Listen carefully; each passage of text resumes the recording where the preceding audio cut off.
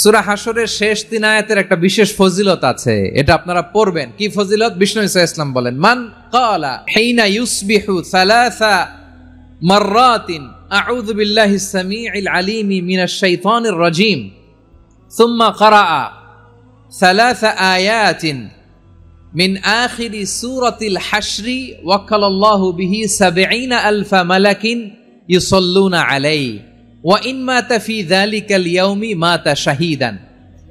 বিশ্বনবী মুহাম্মদুর রাসূলুল্লাহ সাল্লাল্লাহু আলাইহি ওয়াসাল্লাম ইরশাদ করেন, যে ব্যক্তি সকাল বেলা 3 বার তেলাওয়াত করবে আউযু বিল্লাহিস সামিউল আলিম মিনাশ শাইতানির রাজীম, এরপরে সূরা হাশরের শেষ 3টি আয়াত তেলাওয়াত করবে, রব্বুল আলামিন ওই ব্যক্তির জন্য ৭০,০০০ ফেরেশতা নিয়োগ দিবেন যারা সারা দিন ওই লোকের জন্য মাগফিরাতের দোয়া করবে। শুধু এখানেই শেষ নয়, বিশ্বনবী ফরমান ওয়া ইন মাতা ফি যালিকাল ইয়াউমি মাতা শাহীদান, ওই দিন যদি ওই ব্যক্তিটা ইন্তেকাল করে সে শহীদ হয়ে কিয়ামতের দিন আল্লাহর সামনে দাঁড়াবে। সকালবেলা যদি পড়েন 3 বার আউযু বিল্লাহিস সামিউল আলিম মিনাশ শাইতানির রাজীম 3 বার পড়ে সূরা হাশরের শেষ 3 আয়াত যদি তেলাওয়াত করেন, তাহলে আপনার জন্য আল্লাহ তাআলা ৭০,০০০ ফেরেশতা নিয়োগ করবে।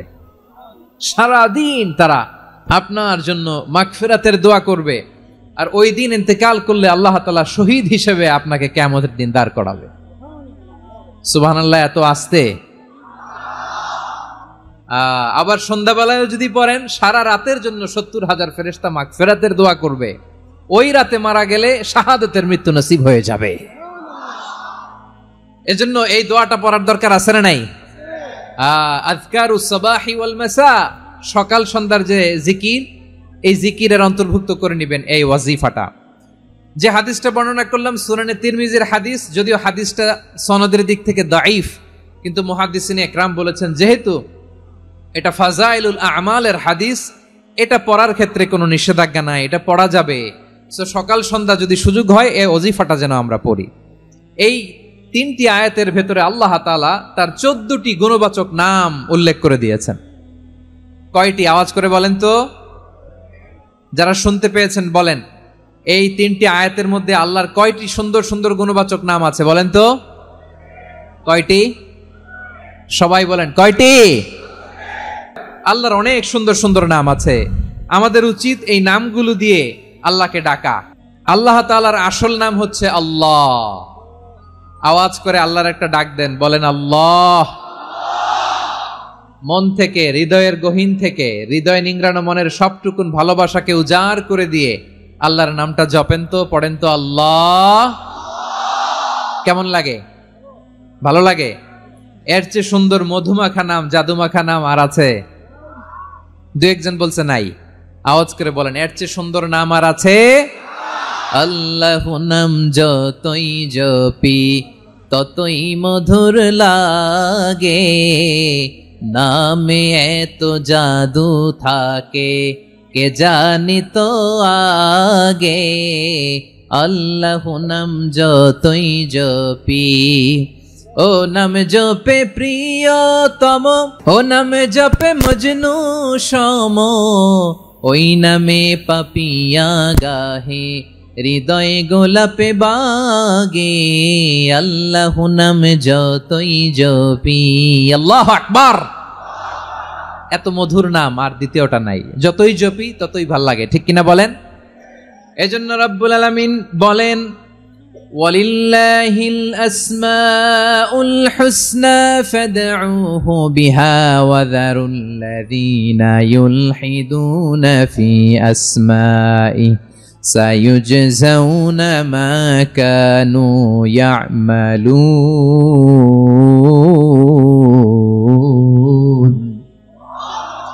আল্লাহ বললেন, আমার অনেক সুন্দর সুন্দর নাম আছে, অনেকগুলো গুণবাচক সুন্দরতম নাম আছে। তোমরা এই নামগুলো ধরে আমি আল্লাহরে ডাকো, আর যারা আমি আল্লাহর নামের বিকৃতি ঘটায় তাদেরকে তোমরা বর্জন করো, আর তারা দুনিয়াতে যা করেছে আখিরাতের ফল তারা ঠিকই পাবে। সুবহানাল্লাহ বলেন। আল্লাহর অনেক সুন্দর সুন্দর নাম আছে, এগুলো ধরে ডাকতে বলা হয়েছে। আর যারা আল্লাহর নামের বিকৃতি করে তাদেরকে বর্জন করতে বলা হয়েছে। আপনি আল্লাহর নামের জিকির যখন করবেন, আপনি আমার আল্লাহর নামের বিকৃতি করতে পারবেন? বারোয়াখালীর ভাইয়েরা বুঝে থাকলে আওয়াজ দেন, আল্লাহর নামের বিকৃতি করা যাবে? আপনি যখন জিকির করবেন স্পষ্ট শব্দে আল্লাহর নামটা বোঝা যেতে হবে। সুবহানাল্লাহ, ওয়ালহামদুলিল্লাহ, লা ইলাহা ইল্লাল্লাহ, আল্লাহু আকবার একসাথে মিলিয়ে করেন, অথবা আলাদা আলাদা করেন, অথবা শুধু আল্লাহ আল্লাহ এই নামের জিকিরও যদি করেন স্পষ্ট বোঝা যাইতে হবে। আল্লাহর নামের বিকৃতি করা যাবে? কিন্তু আল্লাহর নামের বিকৃতি করে জিকির এদেশে আছে না নাই? আছে। দেখবেন জিকিরের মধ্যে হুই হুই হুই হুই হুই এরকম করতেছে, আছে না নাই? সবাই মিলে লাফাচ্ছে, দফাচ্ছে, মাথা ঝুলাচ্ছে, আর কি কি যেন বলে, ওইটার মধ্যে আমি আল্লাহর নাম খুঁজে পাই না, এরকম আছে না নাই? হ্যাঁ, হই হই করে কিম্ভূত কিমাকার অদ্ভুত আওয়াজ করে তারা জিকির করে, সেখানে আল্লাহর নাম নাই। এই জিকির আল্লাহর কাছে গ্রহণযোগ্য হবে? আল্লাহ বলেন ওয়াযারুল্লাযীনা ইউলহিদুনা ফি আসমাইহি, খবরদার আমার নামের যারা বিকৃতি ঘটায় তাদেরকে তোমরা বর্জন করো। এজন্য জিকির যখন করব সুস্পষ্টভাবে আল্লাহ তাআলার নাম সেখানে থাকতে হবে, ঠিক কিনা বলেন?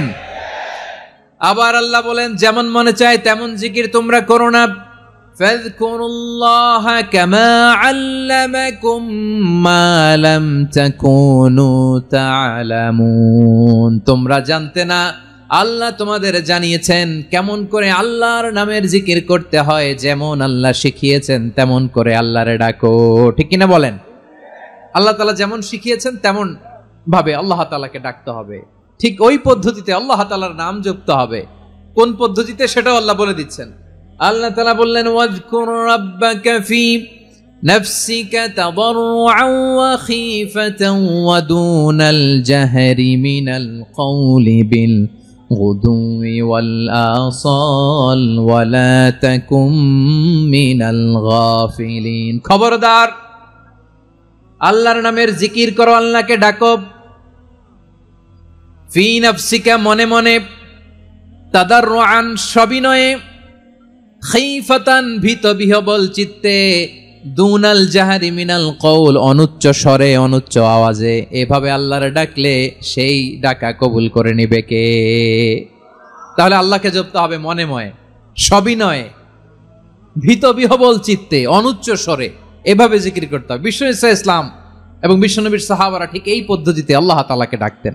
তাহলে এই যে আল্লাহ তাআলার সুন্দর সুন্দর নামগুলো আছে, এগুলো ধরে আমরা আল্লাহ তাআলার জিকির করব, তার প্রশংসা করব, তার পবিত্রতা বর্ণনা করব, তাহলে খুশি হবেন কে? বিষ্ণু ঈসা ইসলাম বলেন আশ-শাইতানু জাসিম আলা কলবি ইবনে আদম, শয়তান বনি আদমের কলবের মধ্যে এরকম খামচি মেরে বসে থাকে। খামচি বোঝেন তো? শয়তান বনি আদমের হৃদয়ে কলবে খামচি মেরে বসে থাকে। ফাইদা যাকারাল্লাহ খানাসা, যখন মানুষ আল্লাহর জিকির করে শয়তান দৌড়ে পালায়। ওয়া ইদা গাফালা ওয়াসওয়াসা, আর মানুষ যখন অমনোযোগী হয়, গাফিল হয়, শয়তান আবার টেম্পটেশন দেয়, আবার ধোঁকা দেয়, আবার ওয়াসওয়াসা দেয়।